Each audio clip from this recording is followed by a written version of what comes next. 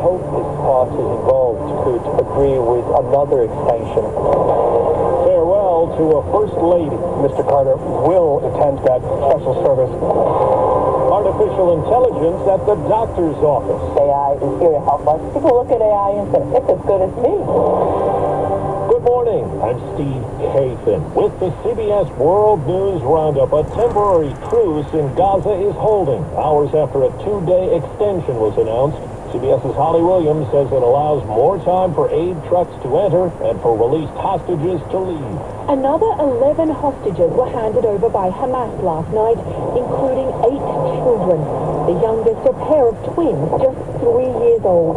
Israel held up its end of the bargain by releasing 150 Palestinian prisoners, many of them teenagers. Some jailed for minor offenses like throwing stones, others for more serious acts of violence. But it's bittersweet for many hostage families. This was Hadass Calderon last night,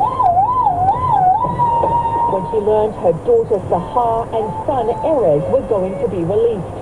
Yet their father, Ofer, is believed to remain in captivity. Iris Weinstein-Huggy told us there's been no news at all. Her 70-year-old mother, Judy, is believed to be one of the American hostages. The hostages that were released didn't see her, didn't hear about her. CBS's Nancy Cordes at the White House. So far, just one American, 4-year-old Abigail Moore-Edon, has been released, and that's been disappointing for White House officials who were originally optimistic that 2 American women would also be freed in the first 4 days of this pause. Now, they say they're still hopeful that those women will be among the 20 women and children released today and tomorrow, now that the pause has been extended by at least 2 days. The man accused of shooting and wounding 3 men of Palestinian descent in Burlington, Vermont, pleaded not guilty to attempted murder charges, and it's possible hate crime charges could be brought in the case. Last night, a vigil was held for one of the wounded men at Brown University, where he's a student. It really shows how unsafe we are, especially at a place so near to here and with a person so near to so many of our hearts.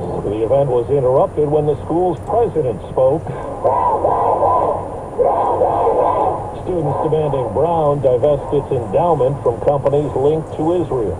There are new developments this morning in the investigation into the deadly wildfires that ravaged Maui. Here's CBS's Jonathan Vigliotti. Sources told us some Maui County officials are being what they called uncooperative. One subpoena was served to the Emergency Management Department, where radio communications that could have saved lives were seemingly not being monitored at the time of the fire. A second subpoena was also issued to the Department of Water Supply. This may be tied to a probe looking into why Lahaina's fire hydrants lost pressure. It'll be a day of tributes today at the Carter Center in Atlanta.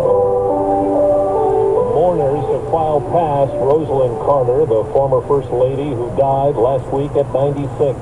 Oh, I definitely said a prayer. I want to be part of a historic moment. Not everybody can pay their respects to the First Lady of the United States. A special service will be held there today. Former President Carter, at age 99, is expected to attend. The private funeral and burial is set for tomorrow. Hunter Biden is offering to testify publicly before Congress.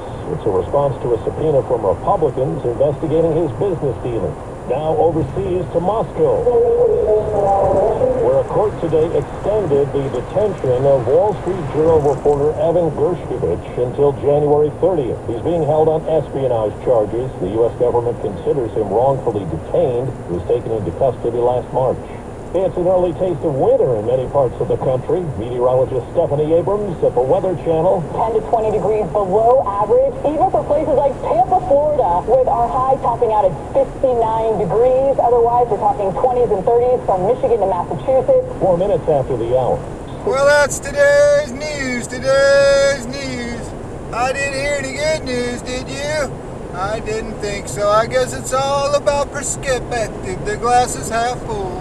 Well, as always, I want to thank you again for coming along with me on these Dash Cam News adventures. You know the drill. Peace, love, and all that hippie jazz. Bye-bye, everybody. It's 43 degrees outside.